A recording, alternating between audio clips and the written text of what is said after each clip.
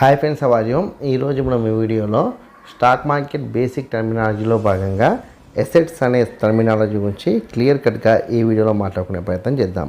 ఇక్కడ ఎసెట్స్ అనే దానికి మన తెలుగులో అర్థం ఆస్తులని అర్థం. అయితే దీనికి పూర్తి స్థాయి డెఫినేషన్ ఏందని చూస్తే కనుక everything the company owns on its name including the cash, equipments, land, technology etcetera which show the total wealth of the company. అంటే ఒక కంపెనీకి సంబంధించిన ఆస్తులు మొత్తాన్ని ఈ ఎసెట్స్ అంటేనే ఆస్తులు కదా, ఆస్తులు అని చెప్పొచ్చు. అంటే ఎగ్జాంపుల్గా ఒక కంపెనీకి సంబంధించిన ఆ కంపెనీ పేరు మీద ఆ కంపెనీ అకౌంట్లో ఉన్న క్యాష్ని కావచ్చు, లేదా ఆ కంపెనీ పేరు మీద ఉన్న ల్యాండ్స్ కావచ్చు, లేకపోతే ఆ కంపెనీ పేరు మీద ఉన్న కంపెనీస్ కావచ్చు, అంటే ఫిజికల్గా ఉండే బిల్డింగ్స్ కావచ్చు, దాంతోపాటు ఆ కంపెనీలో ఉండే ఎక్విప్మెంట్ అంటే మిషనరీ ఉంటాయి కదా అవన్నీ కావచ్చు, ఇంకా ఆ కంపెనీకి సంబంధించిన టెక్నాలజీ కావచ్చు, ఏదైనా కావచ్చు, అది కంపెనీ ఆస్తిగానే భావించవచ్చు అని ఇక్కడ చెప్తుండ్రు.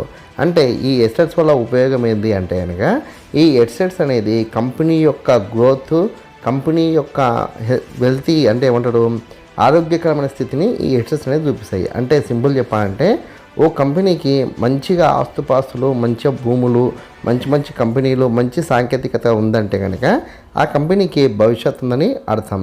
లేదు ఇందులో ఏదైనా తేడా ఉంటే కనుక ఆ కంపెనీకి సరిగ్గా భవిష్యత్తు ఉండదు, లేకపోతే దాని యొక్క గ్రోత్ స్పీడ్గా ఉండదని మనం అర్థం చేసుకోవచ్చు.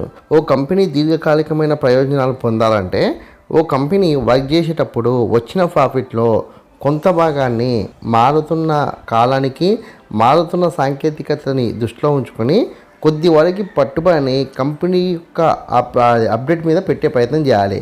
అంతేగాని వచ్చిన ప్రాఫిట్ని మొత్తం నాకేస్తాం, మిగిలింది కంపెనీ వస్తే రాని లేకపోదని నెగ్లెక్ట్ చేసే కనుక ఆ కంపెనీ యొక్క వెల్త్ అనేది సరిగ్గా ఉండదని ఈ డెఫినేషన్ అని చెప్తుంది. అంటే సింపుల్గా ఓవరాల్గా చూస్తే కనుక ఓ కంపెనీ యొక్క ఆస్తుపాస్తులే ఈ ఎసెట్స్ అని మనకు అర్థమవుతుంది. ఇక్కడ ఇది టర్మినాలజీ. అంటే ఇంకా స్టాక్ మార్కెట్కి సంబంధించి మీకు ఇంకేమైనా సందేహాలు ఉన్నా ఖచ్చితంగా కామెంట్ సెక్షన్లో కామెంట్ చేయండి.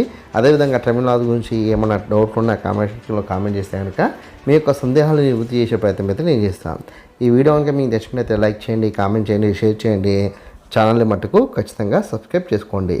జై హింద్, వందే మాతరం.